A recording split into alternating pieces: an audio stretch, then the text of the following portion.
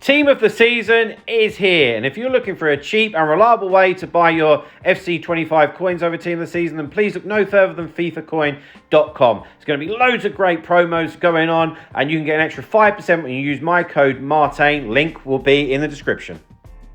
Hi guys, Martin88 here, and welcome back to another Eafc 25 video.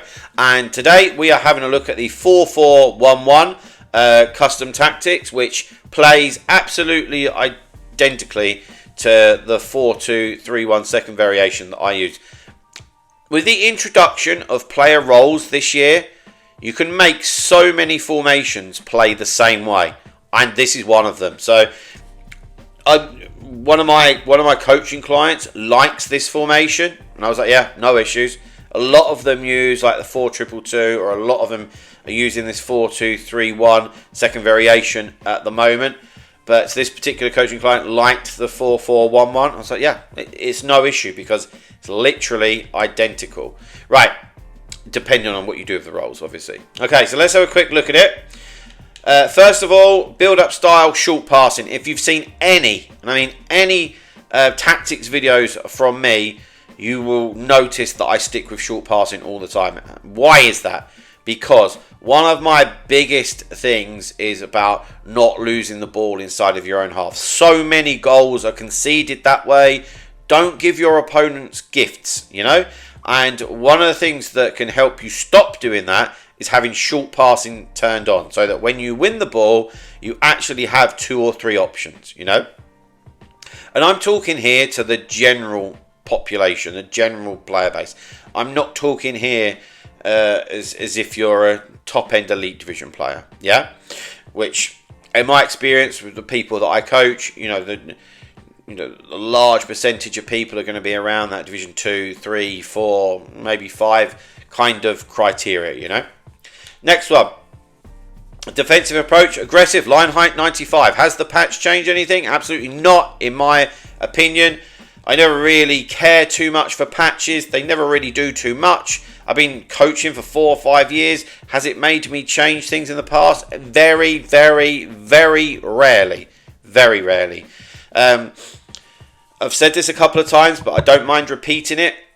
People that talk about needing to like go back from 95 to whatever is purely a skill thing in my opinion. They're just not seeing what they need to see. It's a polite way of putting it, as in they might not be covering the right gaps or covering the right passing lanes, or don't know when to cover it, or which player to try and cover it with. When you know how to do that, there's absolutely no issues at all. One thing that I will just quickly say, right, is that everyone likes to play through the middle, all right? So try to, if you're playing against like a 4-2-1-3, try and block off the pass into the central striker, yeah?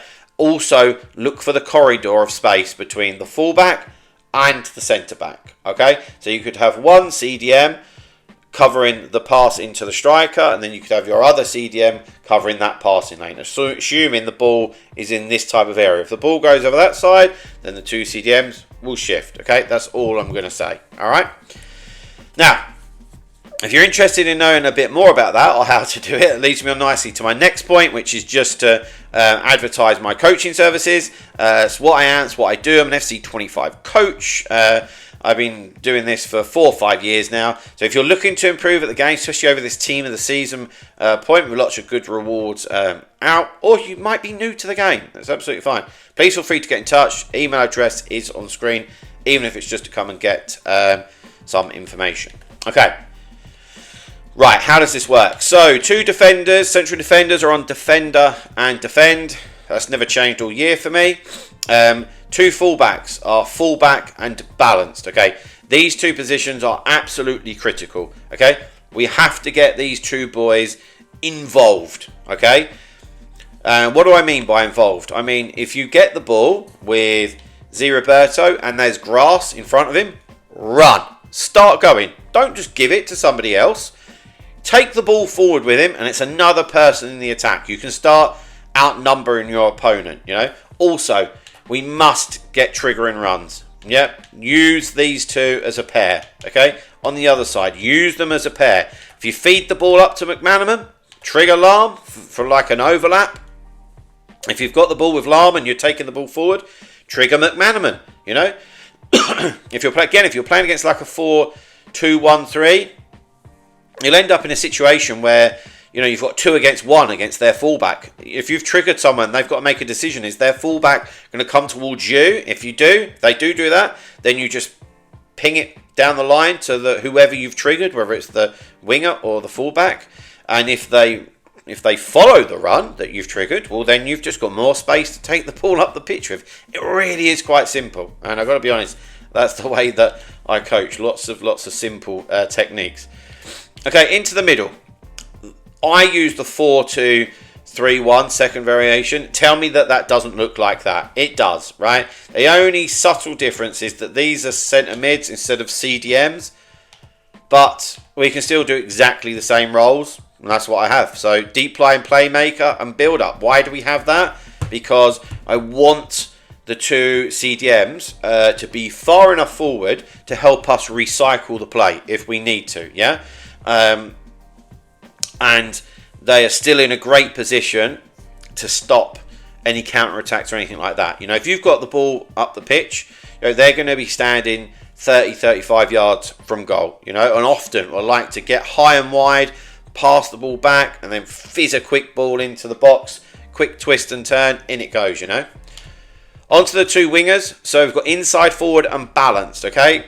Again, this is very tactical, in my opinion. This isn't just willy-nilly. So if we look with the ball, you can see they're ever so slightly pushed in.